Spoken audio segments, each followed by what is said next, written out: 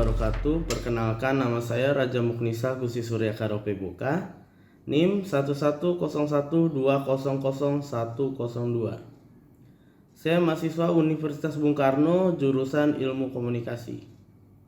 Di sini saya akan membacakan hasil UAS saya di mata kuliah Psikologi Komunikasi dengan dosen pengampu Bapak Tri Okta Sulpa Kimiawan SIKOM MM.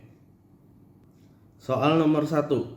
Bila Anda selalu gagal untuk mendorong orang lain bertindak, Anda telah gagal dalam komunikasi. Komunikasi yang efektif menurut Stewart L.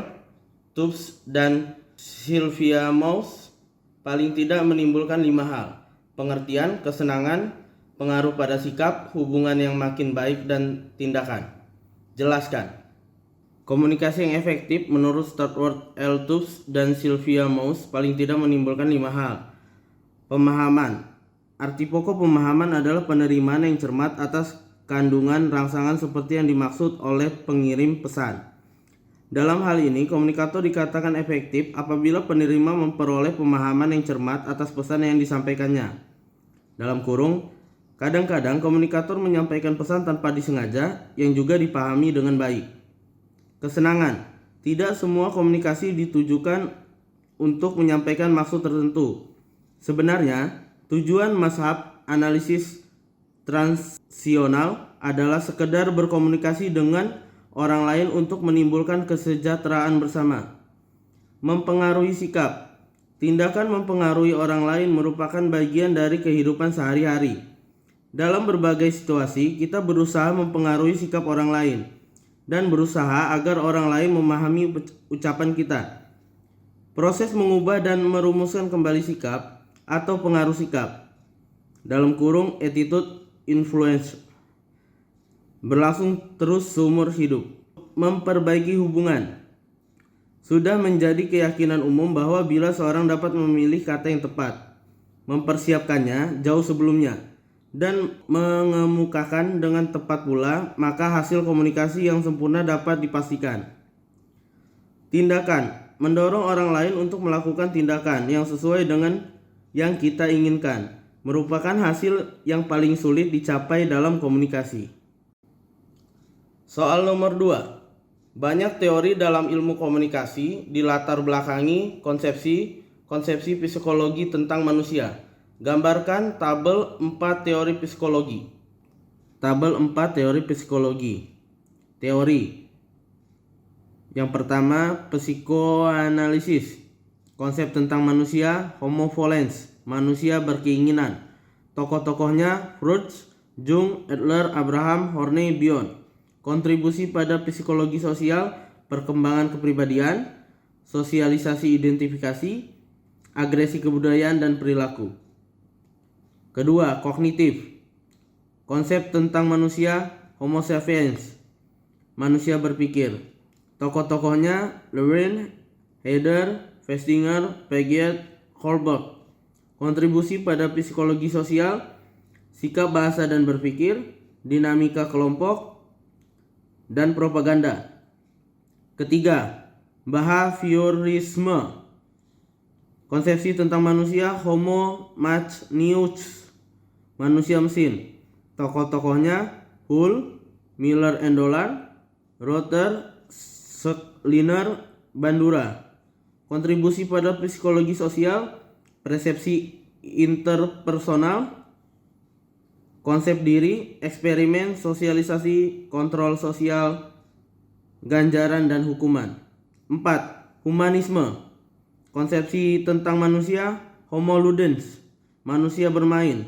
Tokoh-tokohnya Rogers, Combs and Shell, Maslow, Maisatir, dan Peirce. Kontribusi pada psikologi sosial, konsep diri, transaksi interpersonal, masyarakat, dan individu. Soal nomor 3. Jelaskan konsepsi manusia dalam psikoanalisis, konsepsi manusia dalam behaviorisme, konsepsi manusia dalam psikologi kognitif, manusia dalam konsepsi psikologi humanistik. Konsep manusia. 1. Konsep manusia dalam psikodinamika. Pendekatan ini menekankan pada pikiran ketidaksadaran, konflik antara naluri biologis dan tuntunan masyarakat, serta pengalaman keluarga sejak usia dini. Pendekatan ini berpendapat bahwa naluri biologis yang tidak dipelajari, terutama dorongan seksual dan agresif, mempengaruhi cara manusia berpikir, merasa, dan berperilaku. 2. Konsepsi manusia menurut behaviorisme. Pendekatan behavioristik menekankan pada respon perilaku yang diamati, memusatkan pada interaksi dengan lingkungan yang dapat dilihat dan diukur. Lingkungan merupakan penentu perilaku manusia. Pelopor pendekatan ini adalah John B. Watson dan B. F. Skinner. Skinner meyakini bahwa ganjaran dan hukuman menentukan perilaku manusia. Seluruh perilaku manusia, kecuali insting, merupakan hasil belajar, yaitu perubahan perilaku sebagai pengaruh lingkungan. Oleh karena itu, pendekatan ini juga disebut teori belajar. Dari behaviorisme inilah muncul konsep manusia mesin, Homo Machinus. 3. Konsepsi manusia menurut pendekatan kognitif. Menurut pendekatan ini, otak manusia mengandung pikiran yang memungkinkan proses-proses mental mengingat, merencanakan, menentukan tujuan, mengambil keputusan, dan kreatif. Pendekatan ini menekankan pada proses-proses mental yang terlibat dalam mengetahui bagaimana manusia menggerakkan perhatian, mempersepsi, mengingat, berpikir, dan memecahkan masalah. Pemikiran merupakan sebuah sistem pemecahan masalah yang aktif dan sadar. 4. Konsepsi manusia menurut pendekatan humanistik. Pendekatan ini menekankan pada kualitas-kualitas positif seseorang, kapasitas untuk pertumbuhan positif, dan kebebasan untuk memilih takdir apapun. Menurut Maslow dan Rogers, manusia memiliki kemampuan untuk mengendalikan hidupnya dan menghindari manipulasi lingkungan. Manusia dapat memilih hidupnya dengan nilai-nilai kemanusiaan yang lebih tinggi seperti altruisme dan kehendak bebas. Manusia memiliki potensi yang luar biasa akan pemahaman diri sendiri, dan cara untuk membantu orang lain mencapai pemahaman diri sendiri adalah dengan menjadi hangat dan mendukung. Pendekatan humanistik ini disebut dengan pendekatan optimis dan memberikan dasar bagi psikologi positif. Soal nomor 4. Faktor-faktor situasional yang mempengaruhi perilaku manusia antara lain faktor ekologis, faktor rancangan dan arsitektural, dan faktor temporal. Jelaskan.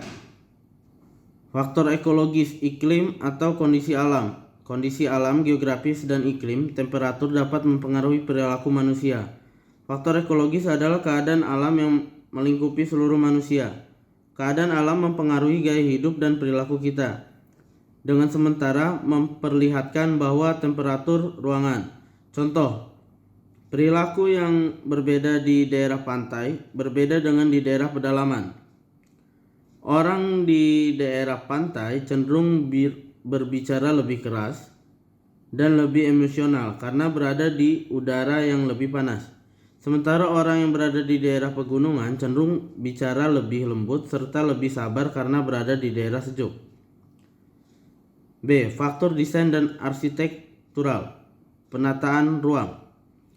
Dewasa ini telah tumbuh perhatian di kalangan para arsitek pada pengaruh lingkungan yang dibuat manusia terhadap perilaku penghuninya. Satu rancangan arsitektur dapat mempengaruhi pada pola komunikasi di antara orang-orang yang hidup dalam naungan arsitektural tertentu. Menurut Osmond dan Summer, membedakan dua bentuk arsitek bangunan yaitu occidental, rancangan bangunan yang mendorong orang untuk berinteraksi dengan orang lain, dan sociofugal, rancangan bangunan yang menyebabkan orang menghindari interaksi. Dari hasil penelitian ini ditemukan bukti bahwa pengaruh pengatur ruang akan mempengaruhi pola-pola perilaku yang terjadi di tempat itu. Para ahli psikologi arsitektur menemukan bahwa rancangan dan bentuk bangunan mempengaruhi perilaku penghuninya.